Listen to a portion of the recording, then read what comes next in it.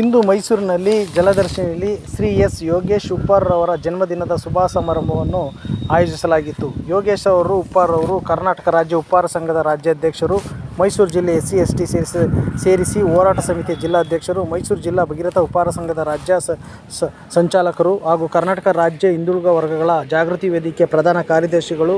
ಹಿಂದುಳಿದ ವರ್ಗದ ಘಟಕದ ಪ್ರಧಾನ ಕಾರ್ಯದರ್ಶಿ ಸತತ ಸೇವೆ ಸಲ್ಲಿಸಿರುವ ಇವರು ಹುಟ್ಟುಹಬ್ಬಕ್ಕೆ ಎಲ್ಲ ಮುಖಂಡರು ಹಾಜರಿದ್ದು ಶುಭ ಕೋರಿದರು. ಹೆಚ್ಚಿನ ಒಂದು ಆಡಳಿತ ದೊರೆಯಲಿ ಎಂದು ಈ ಸಂದರ್ಭದಲ್ಲಿ ಎಲ್ಲರೂ ಆಶಿಸಿದರು.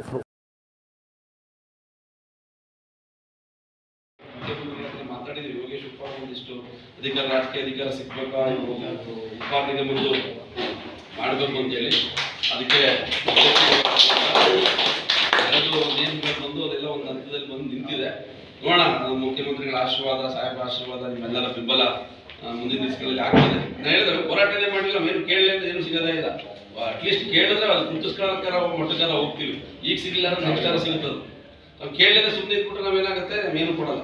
ಹಂಗೆ ಆ ಕಾರಣಕ್ಕಾಗಿ ಭಾಳ ಆಕ್ಟಿವ್ ಆಗಿ ಯೋಗೇಶ್ ಉಪ್ಪಾರ್ ಅವರು ಹಿಂದುಳಿದ ವರ್ಗ ಸಂಘಟನೆಯನ್ನ ತಮ್ಮನ್ನ ತೊಡಸ್ಕೊಂಡಿದ್ದಾರೆ. ಅಂಥವ್ರಿಗೆ ಒಳ್ಳೆದಾಗಬೇಕು. ಆ ಕಾರಣಕ್ಕಾಗಿ ನಾವು ಕೂಡ ಎಲ್ಲ ಸಮಾಜಗಳು ಅವರೊಟ್ಟಿಗೆ ಬೆಂಬಲವಾಗಿ ನಿಂತಿದ್ವಿ.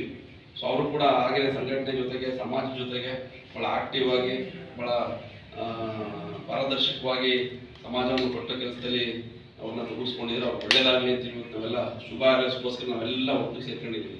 ಸೊ ಆ ಕಾರಣಕ್ಕಾಗಿ ಅವ್ರಿಗೆ ಶುಭವನ್ನು ಹಾರೈಸ್ತಾ ರಾಜಕೀಯ ಅಧಿಕಾರ ಸಿಗಲಿ ಅಂತ ಹೇಳ್ತಾ ನಮ್ಮ ಎಲ್ಲ ಬೆಂಬಲ ಅವ್ರಿಗೆ ಎಲ್ಲರಿಗೂ ಧನ್ಯವಾದಗಳು.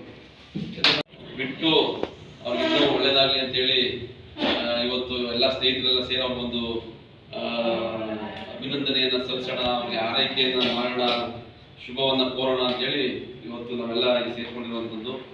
ಇದು ಭಾಳ ಪ್ರಮುಖವಾಗಿ ಏನಂತಂದ್ರೆ ಈ ಹುಟ್ಟುಹಬ್ಬ, ಜನ್ಮದಿನ ಇವೆಲ್ಲ ಒಂದು ನೆಪ ಮಾತ್ರ. ಇದೆಲ್ಲ ಸ್ನೇಹಿತರೆಲ್ಲ ಸೇರ್ಕೊಳ್ಳೋಕೆ ಒಂದು ಕಾರಣ. ಈಗ ನಾವು ಸುಮ್ಮನೆ ನಾವು 50 ಜನ 30 ಜನ ಸೇರಲ್ಲ, ಏನೋ ಒಂದು ನೆಪ ಇಟ್ಕೊಂಡು ನಾವು ಸೇರ್ಬೇಕಿಲ್ಲ.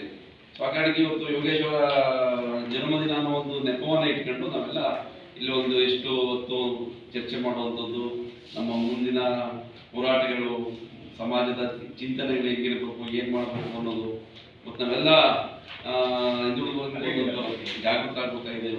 ಯಾಕೆ ನಾವೆಲ್ಲ ನೋಡ್ತಾ ಇದ್ದೀವಿ ಶೋಷಿತ ಸಮುದಾಯಗಳನ್ನ ಇವತ್ತು ಎಷ್ಟು ಮಟ್ಟಿಗೆ ಶೋಷಣೆ ಮಾಡ್ತಾ ಇದ್ದೇವೆ ಅಂತ ಹೇಳಿ. ಉದಾಹರಣೆ ಜಾತಿ ಗಣತಿ ವರ್ತನೆ ಕಂಡ್ರೆ ಸಾಕು ನಮಗೆ, ಅದನ್ನ ಆಗಕ್ಕೆ ಬಿಡಲೇ ಇಲ್ಲ ಪ್ರಬಲ ಸಮುದಾಯಗಳು.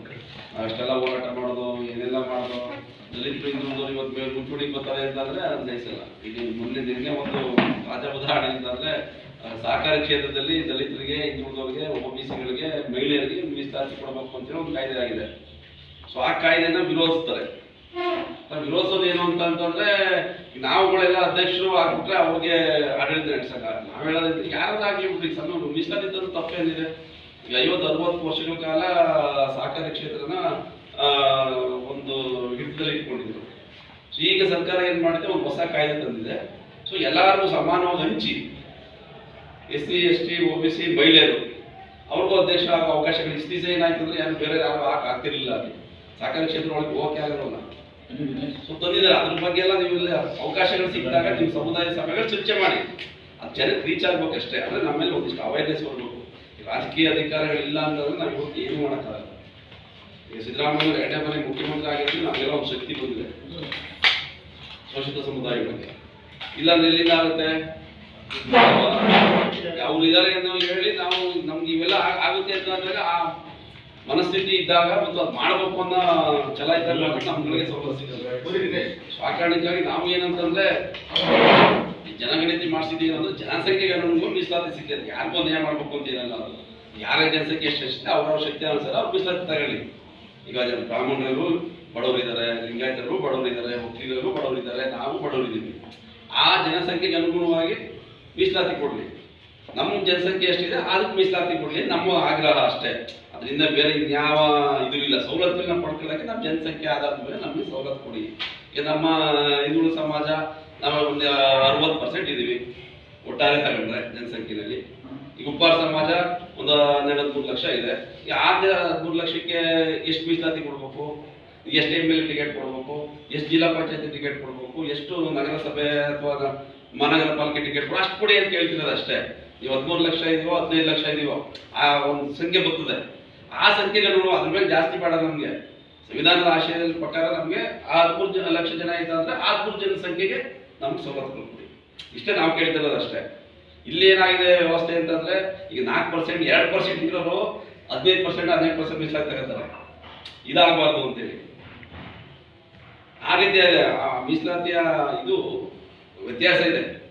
ಈಗ 2% ಜನಸಂಖ್ಯೆ ಅವ್ರಿಗೆ ಎಷ್ಟು ಮೀಸಲಾತಿ ಕೊಡ್ಬೇಕು?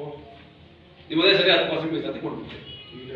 ಇದೇ ಸಂದರ್ಭದಲ್ಲಿ ಎಲ್ಲ ಗಣ್ಯರು, ಮುಖಂಡರುಗಳು, ಜನಾಂಗದ ಅಧ್ಯಕ್ಷರು, ಉಪಾಧ್ಯಕ್ಷರು ಹಾಜರಿದ್ದರು.